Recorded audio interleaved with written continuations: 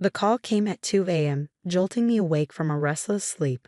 The number was unfamiliar, but something made me answer anyway. Emma?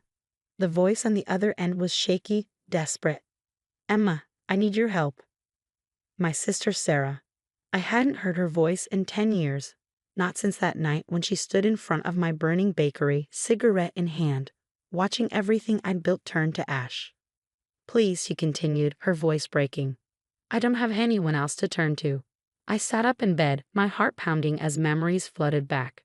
The smell of smoke, the sound of shattering glass, the cruel smile on her face as she watched my dreams crumble. But instead of hanging up, I found myself saying something that surprised even me. Of course, Sarah. Whatever you need. My name is Emma Chen, and 10 years ago, my sister destroyed everything I had worked for. But let me take you back to the beginning to explain how we got here.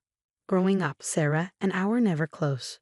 She was the golden child, the one who could do no wrong in our parents' eyes. Perfect grades, perfect friends, perfect life. I was the quiet one, the dreamer who spent hours in our mother's kitchen learning to bake, finding solace in the precise measurements and delicate art of pastry making. When I announced my plan to skip college and open a bakery, Sarah laughed. Really, Emma? That's your big plan? To play with flour all day? Our parents weren't much better. You're throwing your life away, Dad said, shaking his head. Sarah's going to business school. Why can't you be more like her? But I didn't listen. I had saved every penny from years of after-school jobs, carefully tucking away money while Sarah spent hers on designer clothes and parties. By the time I was 22, I had enough for a down payment on a small storefront in downtown Portland. Sweet Dreams Bakery wasn't much at first. The walls needed paint, the equipment was secondhand, and the location wasn't ideal. But it was mine. Every morning at 4 a.m., I'd unlock those doors, fire up the ovens, and start creating. My signature lavender macarons became a local favorite. The wedding cake orders started rolling in. Slowly but surely, my little bakery began to thrive. Sarah, meanwhile, dropped out of business school after 2 years. It's boring, she complained to her parents. I need to find myself. They nodded sympathetically and increased her monthly allowance. I didn't care. I was too busy building my dream. By year 3, Sweet Dreams had developed a loyal following. My Instagram page had thousands of followers and local food blogs were taking notice. I hired 2 full-time employees and was planning to expand into the vacant space next door. Then Sarah showed up at my door one rainy Tuesday afternoon. Nice place, she said, looking around with an expression I couldn't quite read. Mom mentioned you were doing well. It was the first time she'd visited in the 3 years I'd been open. She wandered around the shop, running her finger along the display cases, examining everything with critical eyes. You know, she said finally, I've been thinking about getting into the food business myself. Maybe we could partner up? You've got this whole baking thing down, but you could use some real business expertise. I nearly dropped the tray of cookies I was holding. Partner up? Yeah, let's be honest, Emma. You're good at the whole cooking thing, but business, marketing, finance, that's my world. We could make this place huge. I took a deep breath, carefully setting down the tray. Sarah, I appreciate the offer, but I'm doing fine on my own. The business is growing steadily, and I have plans for expansion already in motion. Her face darkened. Seriously, you're turning me down. After everything I could bring to this? What exactly would you bring, Sarah? You dropped out of business school. You've never held a real job. This is my business, my dream. I built it from nothing. Right, she sneered. Your dream, your precious little bakery. Well, good luck with that, sis. Hope it all works out for you. She stormed out, leaving the bell of the door jingling in her wake. I should have known then that something was wrong. Should have recognized the look in her eyes. But I was too busy, too focused on my plans for expansion. 2 weeks later, I got the call that would change everything. It was just past midnight when my phone rang. Ms. Chen, this is the fire department. There's been an incident at your business. I broke every speed limit getting downtown, but by the time I arrived, it was too late.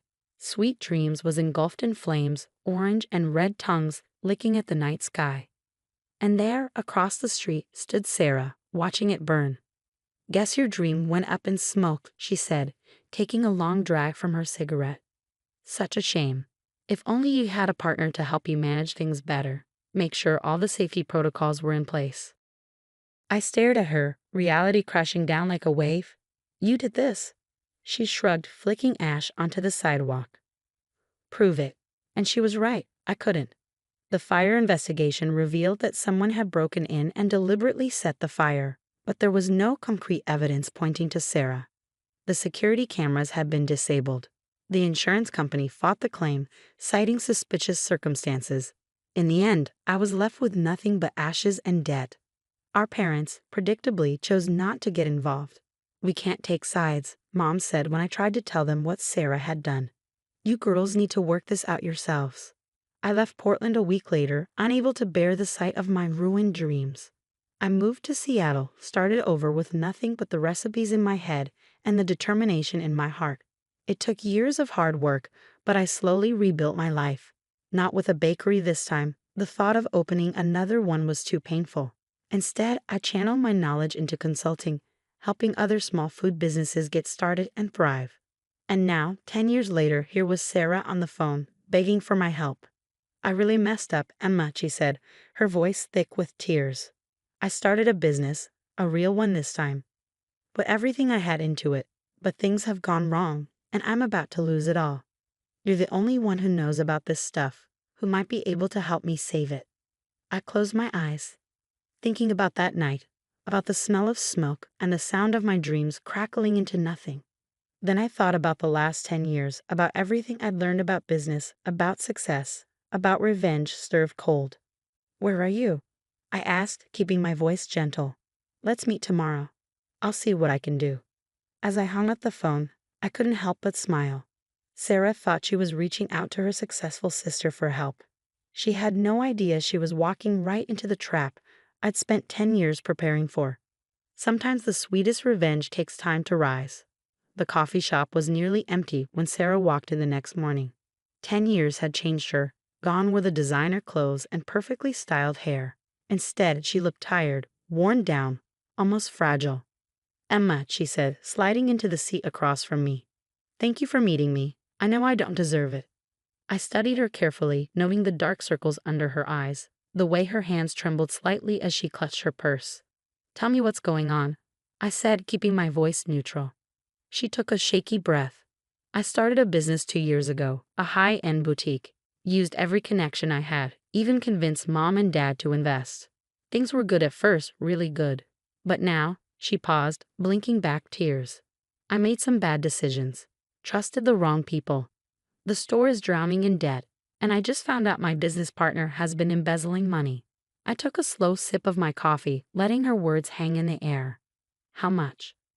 Almost everything, she whispered. $500,000. Gone. And the worst part? Mom and Dad's investment. That's gone too.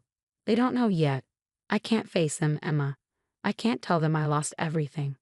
The irony wasn't lost on me. Here was Sarah, facing the loss of everything she'd built, just like I had 10 years ago. But while my destruction had come from her deliberate malice, hers was the result of her own poor choices.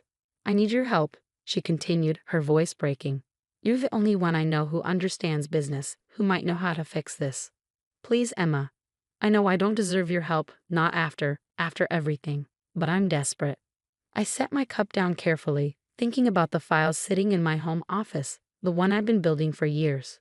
Inside was every piece of information I'd gathered about Sarah's business ventures, every connection I'd cultivated, every detail I'd need for this exact moment.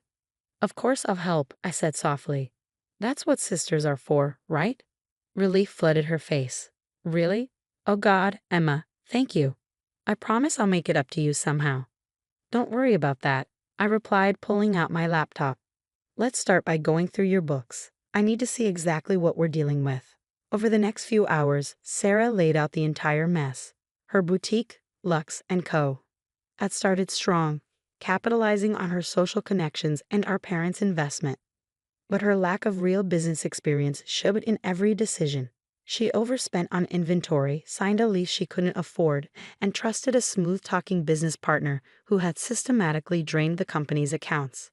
Mark handled all the financial stuff, she explained, running her hands through her hair. He seemed so professional, so experienced. I never thought to check. I nodded sympathetically, even as I suppressed a smile. Mark Davidson, The business partner I carefully researched and anonymously tipped off about Sarah's boutique 18 months ago. The same Mark Davidson who had a history of targeting vulnerable businesses, who I'd made sure would cross paths with Sarah, had exactly the right moment. Well, I said, closing my laptop, it's not good, but it might not be hopeless. I have some connections who might be able to help. Investors who specialize in turning around struggling businesses.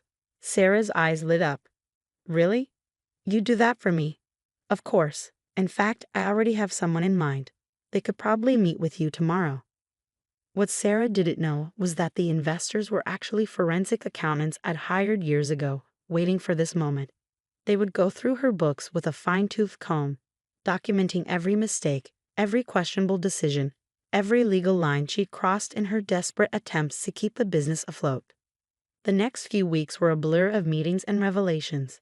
Each day brought new discoveries of Sarah's mismanagement, unpaid taxes, unauthorized use of investor funds, falsified documents. She'd done more damage to herself than I ever could have planned.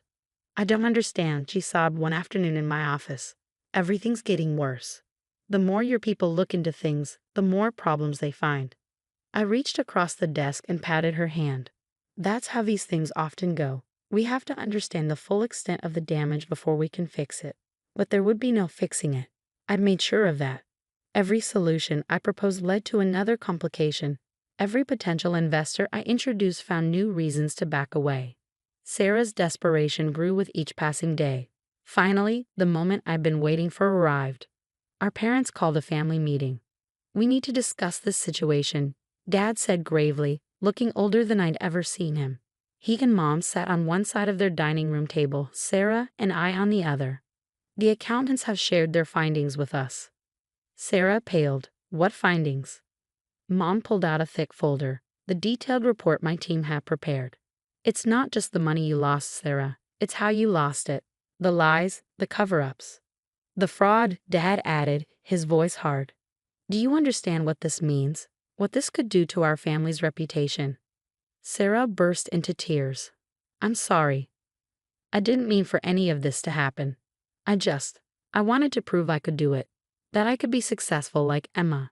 I had to bite back a laugh at that. After years of looking down at my little bakery, after destroying my dreams because she couldn't stand my success, here she was claiming she'd wanted to be like me. Well, I said, finally speaking up, maybe this is a good opportunity for some honesty. Since we're all here, there's something I think we should discuss. I pulled out my own folder, the one I'd been saving for 10 years. What's that? Sarah asked, wiping her eyes. Evidence, I replied calmly. Security camera footage from the buildings across from my bakery, witness statements, chemical analysis of the accelerant used in the fire. Everything the original investigation missed, or chose to ignore, about what really happened that night. The color drained from Sarah's face. What are you talking about? You know exactly what I'm talking about, I said, my voice steady. The night you burned down Sweet Dreams. The night you destroyed everything I'd worked for because you couldn't stand to see me succeed on my own. Our parents sat in stunned silence as I laid out the evidence, piece by piece. The footage showing Sarah entering the bakery late at night. The receipts for the materials used to start the fire. The statements from people who had seen her watching the building burn. Is this true? Mom whispered, looking at Sarah with horror. Did you really? Sarah crumbled. I was jealous, she sobbed. Emma made it look so easy, and I couldn't stand it. But I never thought, I didn't think you'd get caught. I finished for her. No, you didn't. Just like you didn't think about what would happen with your boutique. You never think about consequences, Sarah. You never have. Dad's hands were shaking as he looked through the evidence. This is criminal. If this got out, it won't, I said quietly. At least not from me. That's not why I'm showing you this. Then why? Mom asked. I stood up, gathering my things. Because I wanted you all to know the truth. About the bakery, about Sarah's business, about everything. And because I wanted Sarah to understand something. I turned to my sister, meeting her tear-filled eyes. Success isn't about destroying others to get ahead. It's about building something real, something that lasts. Something you never learned to do. I walked to the door, then paused. Oh, and Sarah, consider us even now. Your business is finished. The accountants will make sure of that. But you won't face charges, and neither will Mark Davidson. He agreed to return most of the money he took in exchange for immunity. Amazing what people will do when they realize they've been played. Understanding dawned in her eyes. He planned this? All of it? I smiled. Let's just say I learned a lot about business over the last 10 years, including how to serve revenge at exactly the right temperature. As I drove home at night, I felt lighter than I had in years. The weight of that burning bakery, of Sarah's betrayal, had finally lifted. I'd gotten my justice, not through destruction like she had chosen, but through patience and careful planning. Sometimes the sweetest victory isn't in watching something burn. It's in watching it slowly crumble, piece by piece, until there's nothing left but the truth. I never saw Sarah again after that night. Last I heard, she'd moved across the country, trying to start over somewhere new. Our parents eventually recovered most of their investment, thanks to the deal I'd arranged with Mark Davidson. They never looked at either of us quite the same way again. As for me, I opened a new bakery last month, not because I needed to. My consulting business is more successful than Sweet Dreams ever was, but because sometimes the best way to heal old wounds is to face them head on. The morning we opened, I stood in front of my new ovens, breathing in the familiar scent of vanilla and warm bread. On the wall hung a single photograph, my original Sweet Dreams bakery, taken the day I first opened its doors. Below it, written in elegant script, was a simple phrase: "Success rises best when baked with patience."